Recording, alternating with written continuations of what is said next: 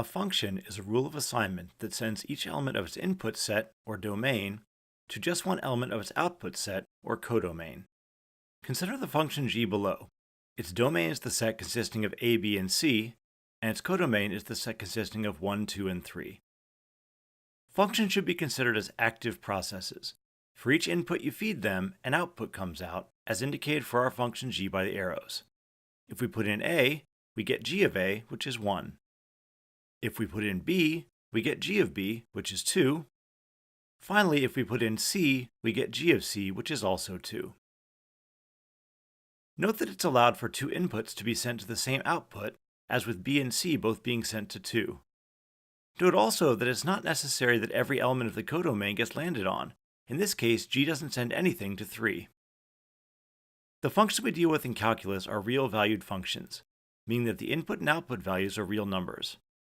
There are an awful lot of real numbers, so we can't afford to draw arrows anymore. We need a more efficient visual representation of a function.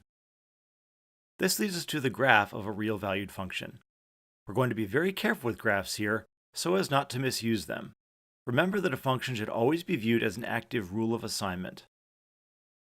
The graph of a real-valued function is a set of points in the plane that's used to visualize this rule of assignment.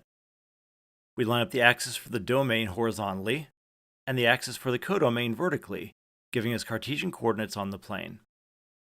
These axes are often drawn on the plane, but tangling up the domain and codomain with the graph makes it easy to forget what a function actually is.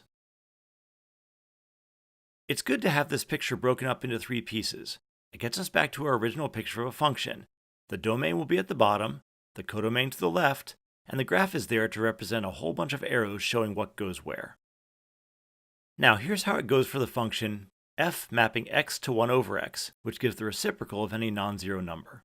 This is often written f of x equals 1 over x, which unfortunately looks more like an equation than a rule of assignment. As long as we read it properly, this is fine, but why not write it in a way that better expresses what happens? We locate each input value for our function on the horizontal axis. Let's take 2. We apply our function f to it, getting us the value 1/2 on the vertical axis. We link these two values together by plotting a point whose position has the input value horizontally and the output value vertically. This point serves as a little arrow from 2 to 1/2. We do this for all of the points in the domain of our function. The reciprocal of 1 is 1. The reciprocal of -1/2 is -2. And similarly for the rest of the input values for our function. Note that 0 doesn't have a reciprocal, and thus it isn't in the domain of our function, so there's no point at horizontal position 0. This graph gives us a picture of our function. But remember that a function is an active rule of assignment. How do we read this picture properly as a rule? The way we use the graph of a function comes from the way we constructed it. Say we want to use the graph to find f of 2. We locate the input value 2 on the input axis at the bottom. We find the point on the graph with that horizontal position, if it exists that is. We locate the corresponding output value on the output axis to the left. Don't forget this last step. We start at the input axis, move through the graph, which works as our arrows, and finish on the output axis, so each input in the domain of our function gets an output.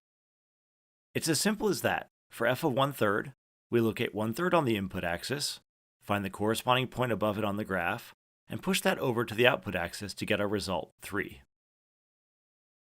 Now how could this process fail? Let's try to put 0 into our function. We locate the value of 0 on the input axis, so far so good, but there is no point above that in our graph, so f of 0 doesn't exist. The input value isn't in the function's domain. Those are the very basics of functions and graphs. Our 2 main points are: a function is a rule of assignment, which maps each element of its domain to exactly one element of its codomain.